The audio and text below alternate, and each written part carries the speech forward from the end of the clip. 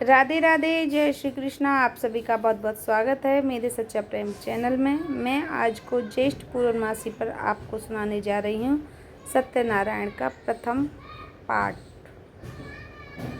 एक समय की बात है कि नैवश्य तीर्थ में सनकादिक 88,000 ऋषियों ने श्री सूत जी से पूछा, प्रभु, इस कलयुग में वेद विद्या रहित मनुष्य को प्रभु भक्ति किस प्रकार मिल सकती है तथा इसका उद्धार कैसे होगा। हे मुनि श्रेष्ठ, कोई भी ऐसा तप बताइए जिससे थोड़े से समय ही पुण्य मिले, मनवांछित फल भी मिल जाए। इस प्रकार कथा सुनने की हम इच्छा रखते हैं।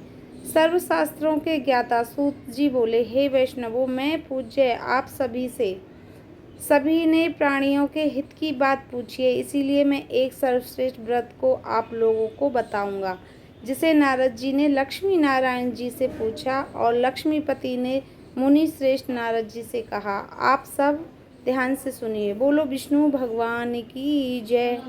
एक समय की बात है, योगी राज नारद जी दूसरों के हित की इच्छा के लिए अनेक लोकों में घूमते हुए मृत्यु लोक में आ पहुँचे।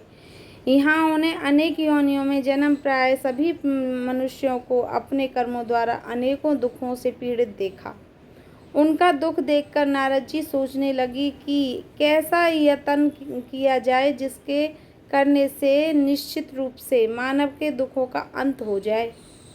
इसी विचार पर मनन करते हुए विष्णु लोक में गए। वहाँ वह देवों के ईश भगवान नारायण की स्तुति करने लगे, जिसके हाथों में चक्र, गदा और पद्म थे, गले में वरमाला पहने हुए थे।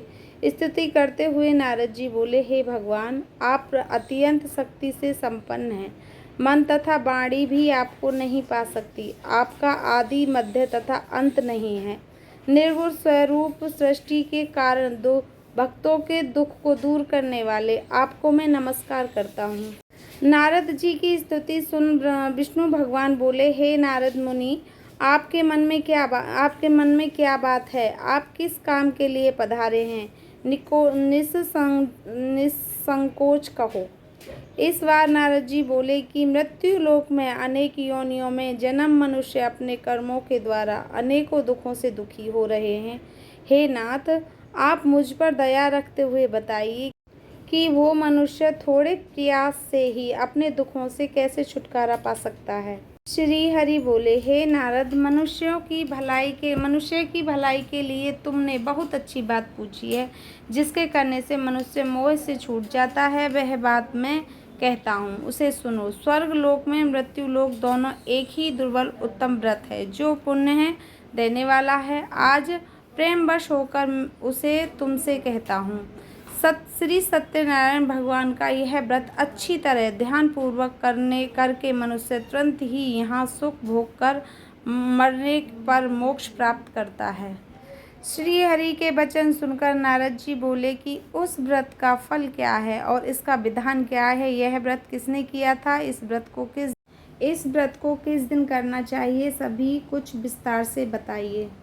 नारद की बात सुनकर श्री हरि बोले, दुख व शोक को दूर करने वाला यह व्रत सभी स्थानों पर विजय दिलाने वाला है। मानव को भक्ति व श्रद्धा के साथ शाम को श्री सत्यनारायण की पूजा धर्म परायण होकर ब्राह्मणों व बंधुओं के साथ करनी चाहिए।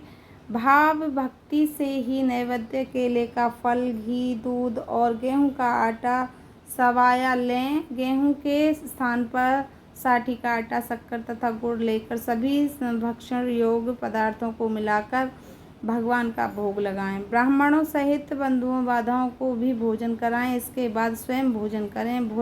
भजन कीर्तन के साथ भगवान की भक्ति में लीन हो जाएं। जिस तरह सत्यनारायण भगवान का यह व्रत करने पर भगवान मनुष्य की सारी इच्छा निश्चित रूप से ही पूरी होती हैं। इस कली काल अर्थात कलयुग में मृत्यु लोक में मोक्ष का यही एक सरल उपाय बताया गया है। श्री सत्यनारायण व्रत कथा का प्रथम अध्याय संपूर्ण हुआ। श्रीमन नारायण नारायण नारायण, भजमन नारायण नारायण नारायण। श्री सत्यनारायण भगवान की जय। ये थी मेरी सत्यनारायण की कथा, प्रथम अध्याय। दूसरा अध्याय में फिर लेके आऊँगी। तब तक राधे राधे, जय श्री कृष्णा।